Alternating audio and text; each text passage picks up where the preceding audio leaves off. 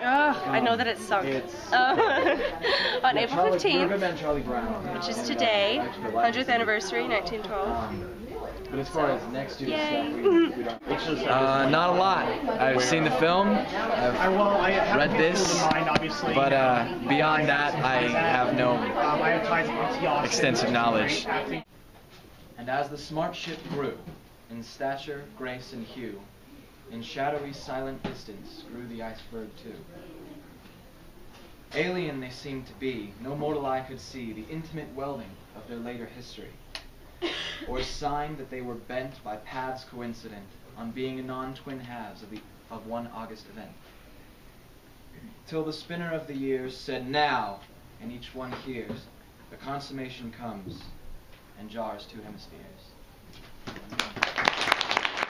Well, my connection with Titanic actually started about 15 years ago. I was a senior in high school. The movie James Cameron film came out. Went into the theater, a big, strong football player, theater drama guy, walking in and not expecting to need a box of Kleenex and sobbing all over myself at the end. And I think the journey fascinated me so much that I went back and saw it 17 times in the theater because I became so fascinated with the story and the human elements of the story. I've been fascinated with the Titanic story since I was a child, and I stayed up to watch a late movie with my dad. It was called A Night to Remember. It was a black and white British film.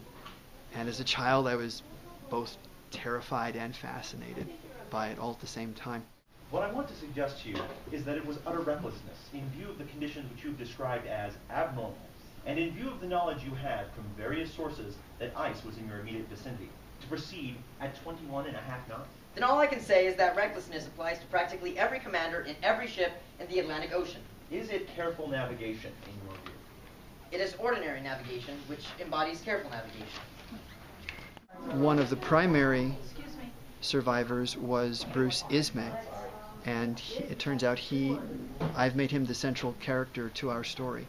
He is the CEO of the White Star Line who managed to find a place for himself in the lifeboat when other folks went down with the ship, many of the crew, including the captain, including the ship's architect, Thomas Andrews. But Ismay survived, and afterwards he was branded a coward and a villain, and his reason for getting on that lifeboat and the aftermath of everything that he dealt with has always fascinated me. It's the last day of his life, and he has come to the gates to the underworld, to the river Styx, and Charon is there, the mythical Greek figure Charon, the ferryman. So he is there and is very hesitant, resistant to let Ismay get in the boat. It's all about getting in the boat with Ismay, apparently, to get across to the other side. And he requires him to sit and recall, answer a series of questions again, like he answered questions after Titanic, and answer them again, and witness firsthand the survivor accounts. Ben Heck, Chicago Daily News, a poem contrasting Captain Smith and Bruce Ismay. To hold your place in the ghastly face of death on the sea at night is a seaman's job, but to flee with the mob is an owner's noble right.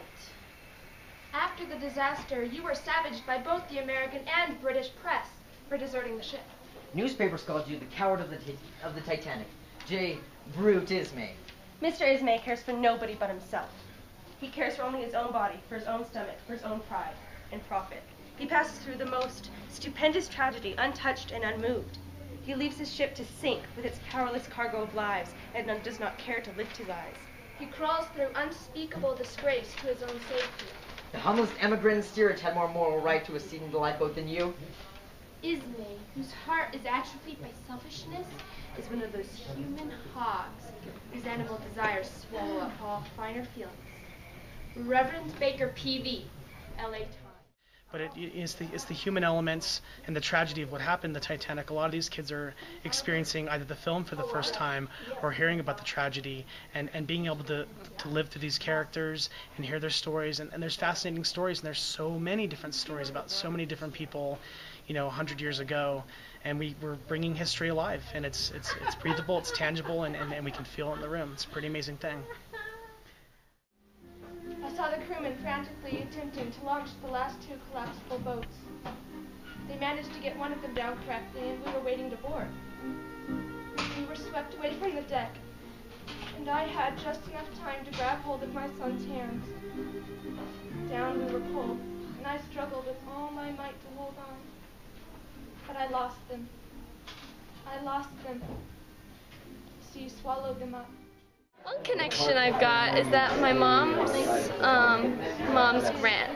grandfather was actually had a ticket to the Titanic, but he gave it up. So if he didn't give it up, I wouldn't have been born. So that's kind of that ticket was either a life or death sentence for me. There's just so much historical documentation, and again, that comes from the fascination of tragedy. We like watching other people suffer, unfortunately, but it's the truth. It's why we go to it's exactly why we go to the movies. But at the same token, it allows us to get in touch, with our own emotions in a safe space. So that's something very important to remember and cherish what we do have.